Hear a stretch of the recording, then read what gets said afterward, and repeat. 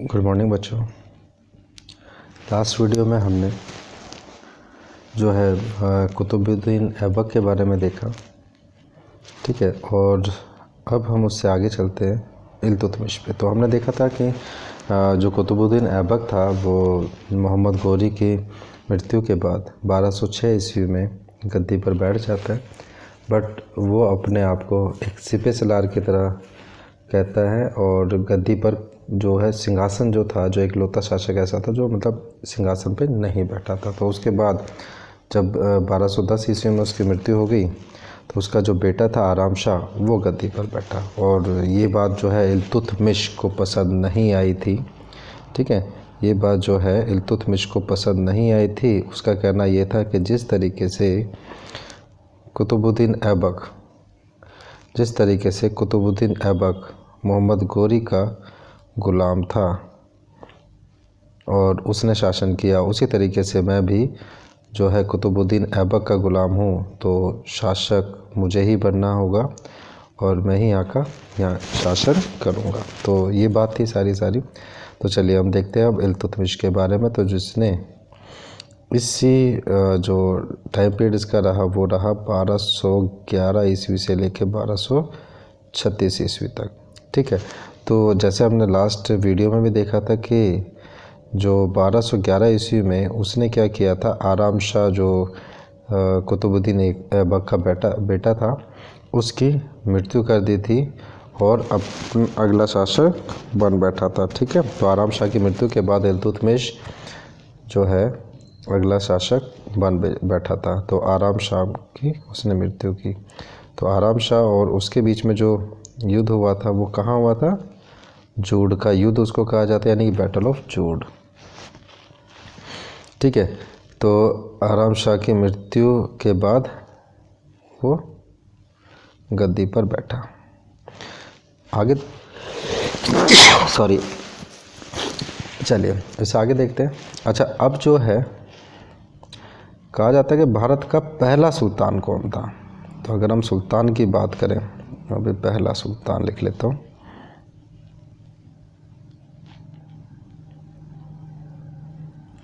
ठीक है, तो भारत का सबसे पहला सुल्तान जो था वो कौन था? इल्तुतमिश।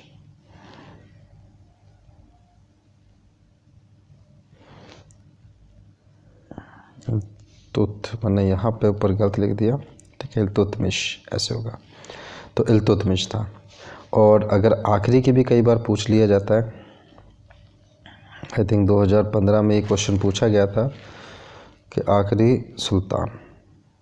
तो अगर आखिरी सुल्तान की बात करते हैं तो हमें पता है मुग़ल वंश जब आया था, जब ही ये सुल्तान वाले यानी दिल्ली सल्तनत का जो टाइम था वो ख़त्म हुआ था, यानी तो जब हम कहते हैं तो उस टाइम जो है बाबर इंडिया में आया था, तो उस टाइम ही ख़त्म हुआ था, ठीक है। तो उस टाइम जो बाबर ने जिससे लड़ाई की थी, यानी कि जो आखिरी सुल्तान था वो था इब्राहिम लोदी,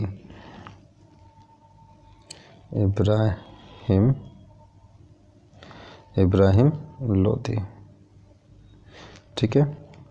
तो ये लास्ट शासक सुल्तान था। आखिरी सुल्तान के बारे में बात की जाए तो इब्राहिम लोदी भारत का, और भारत का जो पहला सुल्तान की बात की जाएगी तो इल्तुतमिश। तो बेटा यहाँ पे जो नाम है ना इल्तुतमिश, थोड़ा सही कर लेना, इसको जो है इस तरीके से लिखा जाएगा इल्तुतमिश, ठीक है। चलिए आगे देखते हैं। इल्तुतमिश ये हो गया।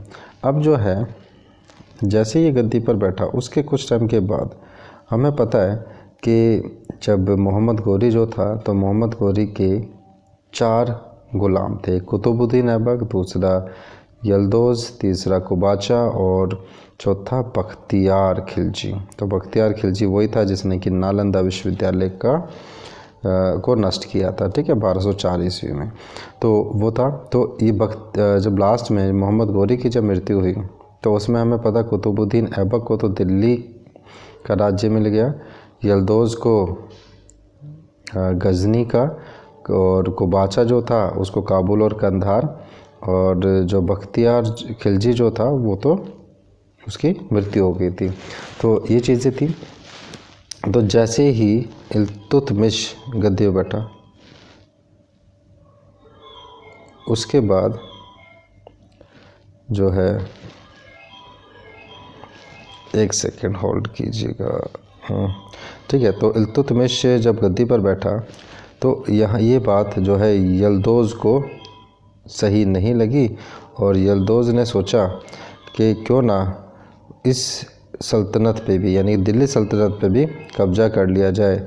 और उसने ये देखा कि यार कुतुबुद्दीन ऐबक का इल्तुतमिश तो ग़ुलाम ही है, तो जब वो ग़ुलाम है तो मैं उसको आसानी से पराजित कर दूंगा। तो उसने क्या किया, 1215 ईस्वी में 1215 ईस्वी में यल्दौज़ और इल्तुतमिश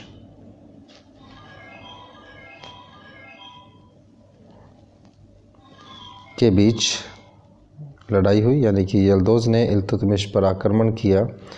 और ये जो आक्रमण है ना, ये कहलाता है तराइन का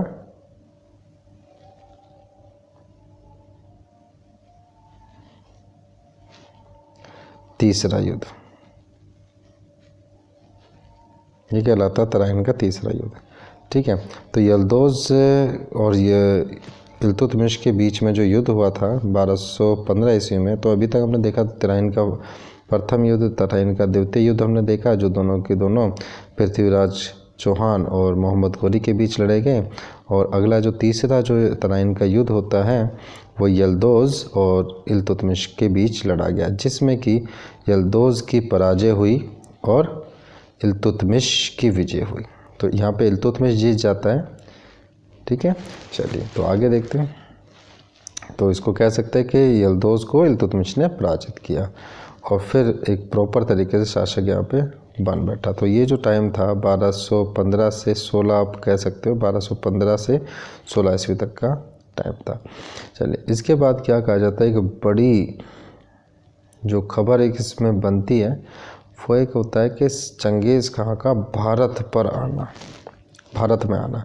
तो चंगेज़ खां जो है, अगर हम देखें तो चंगेज़ खां एक ऐसा, इसको हटा देते हैं। ठीक है, तो चंगेज़ खां जो था यहाँ पर इंडिया आया था 1221 ईस्वी में। चंगेज़ खां एक बड़ा ही खूंखार मंगोल था ये। ठीक है, बड़ा ही खूंखार मंगोल था। इसको तैमूरचीन भी कहा जाता था, तैमूरचीन। और ये कौन था, मंगोल था। तो एक बड़ा ही खूंखार मंगोल था जिससे कि सभी डरते थे, सभी घबराते थे। ठीक है, तो बहुत ही खूंखार टाइप का बंदा था ये वाला। तो इसमें क्या हुआ कि 1221 ईस्वी में एक्चुअली में हुआ क्या था कि जो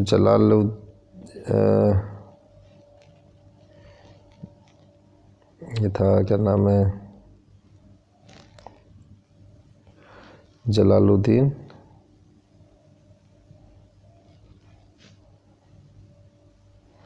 मंगबर्नी। ठीक है, तो जलालुद्दीन मंगबर्नी जो था, इसने क्या किया कि चंगेज़ खां, देखो चंगेज़ खां के बारे में कहा जाता है कि चंगेज़ खां एक ऐसा बंदा था जिसने कहा था कि अगर मेरी मृत्यु हो जाती है और मुझे दफनाया जाता है तो अपने जो जो क्या कहते हैं इसका जो वज़ीर था, तो उसको ये बोला था इसने कि अगर मेरी मृत्यु हो जाती है और मैं मर जाता हूँ तो जो भी मुझे दफनाएंगे, जो भी व्यक्ति है ना, उनको मेरे को दफनाने के बाद उनको कत्लेआम कर दिया जाए, कत्ल कर दिया जाए उनका, जिससे कि किसी को ये तक ना पता चले कि मेरी कब्र कहाँ है। और यही कहा जाता है हकीकत में आज की डेट में भी कि चंगेज़ खां की कब्र के बारे में आज तक किसी को पता नहीं चला कि उसकी कब्र कहाँ पर है। तो वही चीज़ थी। तो जलालुद्दीन मंगबर्नी जो था, इसने क्या किया, चंगेज़ खां के छोटे भाई, चंगेज़ खां के छोटे भाई की मृत्यु की।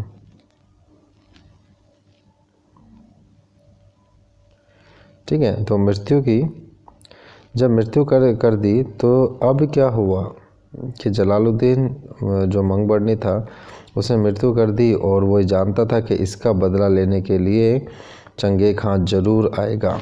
ठीक है, तो जब चंगेज़ खान ज़रूर आएगा, तो जब इसको पता था तो ये अब बचने के लिए सिंध पहुंच जाता है, सिंध भाग के आता है, सिंध आता है भागकर और इल्तुतमिश के पास संदेश भिजवाता है कि मुझे अपनी शरण में ले लो, मुझे बचा लो। तो जब चंगेज़ खान को ये पता चला कि ये जो है शरण मांग रहा है इल्तुतमिश से, तो इसने जो है इल्तुतमिश को कहा, इसने भी एक संदेश भिजवाया कि अगर तुमने गलती से भी जलालुद्दीन मंगबर्नी की सहायता कर दी तो इसका अंजाम ये होगा कि मैं दिल्ली पर ही कूच कर दूंगा, यानी कि तुम्हारे राज्य पर ही चढ़ाई कर दूंगा और वो अंजाम तुम्हारे लिए अच्छा नहीं होगा। और जैसा कि मैंने अभी बताया कि चंगेज़ खान एक ऐसा व्यक्ति था या ऐसा मंगोल था जिससे कि उस टाइम सभी डरते थे। तो अब जो है जब बात ऐसी हुई कि भाई अगर इसने जलालुद्दीन मंगबर्नी की सहायता की तो वो जो है दिल्ली पर चढ़ाई कर देगा, इसी वजह से इल्तुतमिश ने उसकी बिल्कुल भी सहायता नहीं की। और वो जब चंगेज़ खान भारत में आया तो वो सिर्फ सीधा सिंध प्रांत में गया और वहाँ पर उसने बिल्कुल भी दिल्ली पर कूच नहीं किया, क्योंकि इल्तुतमिश ने यहाँ पर उसकी हेल्प नहीं की थी। अगर वो गलती से भी जलालुद्दीन मंगबर्नी की हेल्प कर देता तो आज की डेट में जो हिस्ट्री पढ़ रहे होते वो कुछ और ही होती। ठीक है, इंडिया में जो हिस्ट्री पढ़ रहे होते वो कुछ और होती और मंगोलियों के बारे में होती, लेकिन ऐसा नहीं हुआ। तो यहाँ पर वो बस यही था कि ये इंडिया आया था, चंगेज़ खान पहली बार इंडिया आया था, तो यही खबर अपने आप में उस टाइम सबसे बड़ी खबर थी। ठीक है, तो चलिए, तो ये था। आगे देखते हैं हम। अब इसने और क्या किया, अगर इसके बारे में देखा जाए तो इसने जो है ना चांदी एवं तांबे के सिक्के भी चलवाए। ठीक है, चांदी और तांबे के जो सिक्के चलवाए, तो चांदी के सिक्कों को क्या कहा जाता था, टका कहा जाता था, और तांबे के सिक्कों को जीतल कहा जाता था। तो ये इसने चलवाए। तो ये रेगुलर करेंसी हुई। आज की डेट में टका के बारे में हम जानते हैं कि ये बांग्लादेश की करेंसी है। तो टका जो आज की डेट में भी बांग्लादेश की करेंसी के नाम पे सुना जाता है। और यहाँ भी कई बार बोला जाता है कि भाई लाख टके की बात की, तो इस तरीके से बोला जाता है कई बार बातों में। तो टका इसके द्वारा चलाई गई करेंसी थी। आगे देखते हैं कि इल्तुतमिश ने एक और किया यहाँ पे, थोड़ा सा अपने जो तुर्कान ए चहल गानी, या फिर इसको कहा जाता था दल चालीसा। ये था क्या, देखो पहले क्या होता था कि अगर हम देखें कि राजा होता था या एक सुल्तान था, तो इसका जो एक वज़ीर होता था या मुख्यमंत्री होता था, तो वो क्या होता था कि उसके पास सारी पावर होती थी राजा के बाद, और वही सब चीज़ें देखता था। कई बार हम देखा गया कि वो विद्रोह भी कर देता था, जिससे कि राजा की वो मृत्यु कर खुद शासक बन बैठता था। तो इस तरीके की कई चीज़ें हमने सुनी है, पहले इस तरीके का कुछ हुआ करता था। तो इसने क्या किया इल्तुतमिश ने कि अपने कुछ भरोसेमंद साथ जो उसके गुलाम थे, जो दल चालीसा यानी कि 40 व्यक्ति हुए। यहाँ पे चालीसा का मतलब 40 व्यक्तियों से, तो 40 व्यक्ति थे, वो उसके भरोसेमंद व्यक्ति थे। तो उनको जो है ना अपने एक ग्रुप बनाया उनका, जिसको दल चालीसा या तुर्कान चहलगानी कहा जाता है। तो उसने जो है ये एक दल बनाया और इस दल की अहमियत वही रखी जो कि एक वज़ीर की होती है। इसका मतलब क्या हुआ, एक तरफ तो वज़ीर था और वज़ीर के इक्विवेलेंट इस जो तुर्कान चहलगानी जो था, इसके जो सदस्य थे उनको भी उतनी ही पावर दी गई जितनी कि एक वज़ीर के पास पावर थी। और साथ में कि अगर कुछ भी होता है तो वो वज़ीर को ना इल्तिला करके डायरेक्ट जो है सुल्तान को यानी कि इल्तुतमिश को जो है बताए या उसके संपर्क में आए। तो ऐसा कुछ नहीं था कि वो पहले वज़ीर को बताएंगे, वज़ीर उनको बताएगा। वो डायरेक्ट भी जो है इससे मिल सकते थे। ये 40 के 40 जो थे, ये पूरा दल, ये डायरेक्ट भी इल्तुतमिश से मिल सकता था। तो अच्छी खासी पावर इनके हाथ में दी हुई थी। चलिए आगे इसने एक काम और किया और वो था एकता प्रथा। एकता प्रथा, एकता प्रथा होता क्या एक्चुअली में क्या होता था, जब सैनिक जो युद्ध करने के लिए जाते थे तो उस युद्ध के अंदर कुछ जो ज़मीन जो जीतते थे, यानी युद्ध में जीती गई जो ज़मीन थी, उन ज़मीनों को सैनिकों के बीच में बांट दिया जाता था। उनको सैलरी ना देकर ज़मीन को सैनिकों के बीच में बांट दिया जाता था, और जिस सैनिक को ज़मीन मिलती थी वो उसका इक़्तिदार कहलाता था। यानी कि इक़्तिदार वो बंदा हो गया जो उस ज़मीन का जो है कर वसूलने का अधिकार जिसको मिल गया, यानी कि उसमें बांट दिया गया, तो इक़्तिदार कहलाता था वो, जो भी प्राप्त करता था इस इक़्तिदारी प्रथा को। और उसको जो है जो कर वसूला जाता था उसको कहा जाता था इक़्तिदारी। तो इक़्तिदारी उसको कहा जाता था। तो इस तरीके से जो है यहाँ पर एक प्रथा एक नई शुरू हुई, वो थी एकता प्रथा। ठीक है, इक़्तिदारी जिसको कहा जाता है। तो ये चीज़ इसी के टाइम में शुरुआत की गई। चलिए आगे देखते हैं हम 1229 ईस्वी में जो कुतुब मीनार का निर्माण स्टार्ट करवाया था, किसने करवाया था? वो करवाया था कुतुबुद्दीन ऐबक ने। वो किसके नाम पे करवाया था? अपने गुरु के नाम पे, कुतुबुद्दीन बख्तियार अलकाकी। ठीक है, कुतुबुद्दीन बख्तियार अलकाकी, तो इसके नाम पे करवाया था। एक सेकंड बेटा होल्ड करना, एक सेकंड।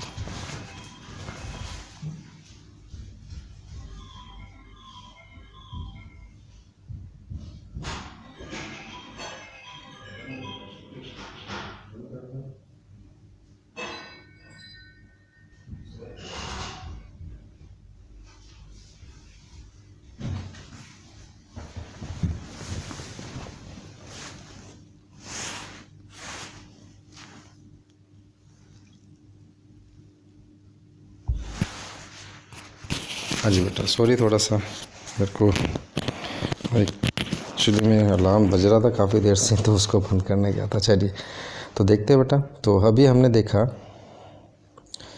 एकता प्रथा। तो एकता प्रथा के बारे में हमने देखा। तो इसमें जो था, इसके बाद जो था 1229 ईस्वी में अगर हम बात करते हैं, तो कुतुब मीनार के बारे में मैं भी आपको बताया। तो 1229 ईस्वी में इल्तुतमिश ने कुतुब मीनार का निर्माण पूरा करवाया। ठीक है, तो इस टाइम क्या हुआ था? कुतुब मीनार का निर्माण पूरा। तो इस टाइम में कुतुब मीनार का निर्माण पूरा हुआ था, यानी कि वो बनके पूरी तरीके से तैयार हो गई थी। और एक काम और किया इसने, जिस तरीके कुतुबुद्दीन ऐबक ने अपनी कैपिटल जो है या अपनी राजधानी लाहौर बनाई थी, इसने लाहौर से अपनी राजधानी को दिल्ली स्थानांतरित किया, दिल्ली राजधानी बनाई। ठीक है, इसने अपनी राजधानी दिल्ली बनाई। उसके बाद एक बार क्या होता है कि एक कालिंजर के अभियान पे गया था इल्तुतमिश, और वहाँ पर जो है उसकी जो बेटी थी रजिया, उसने उसकी काफ़ी सहायता की, उसकी हेल्प की। उसके बच्चों जो उसके लड़के थे उसकी जगह पर रजिया सुल्ताना उसके आगे, उसके रजिया जो थी उसके साथ खड़ी रही और उसकी हेल्प की, उसकी सेवा की काफ़ी सारी जो उसको।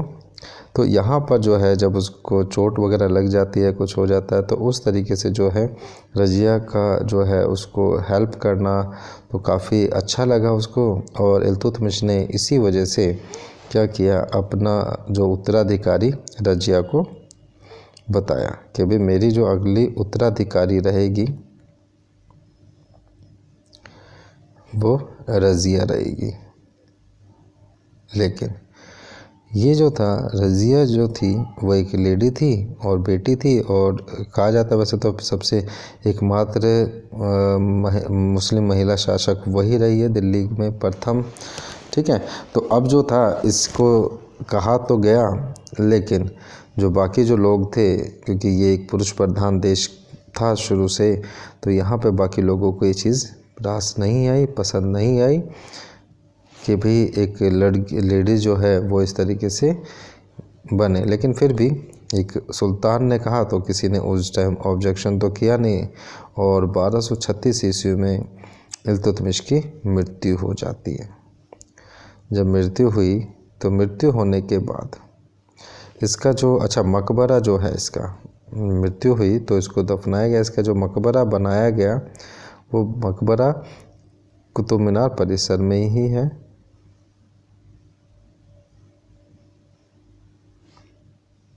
यानी कि दिल्ली में ही है परिसर। तो कुतुब मीनार परिसर जो कि महरौली में दिल्ली में स्थित है, तो वहीं पर इसकी जो है मकबरा बनाया गया। और आगे जो है जब उसकी मृत्यु हुई 1236 में, तो जो इसने अपना उत्तराधिकारी, यानी कि 1236 में मृत्यु के बाद जो अपना उत्तराधिकारी इसने घोषित किया था रजिया को, तो वहाँ पर जो है इसकी घोषणा के विरुद्ध जाकर इसका जो बेटा था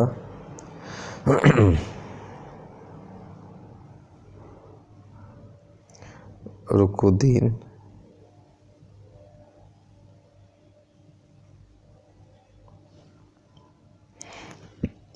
ठीक है, रुकनुद्दीन, इसको दोबारा से, जो इसका बेटा था रुकनुद्दीन फिरोज शाह,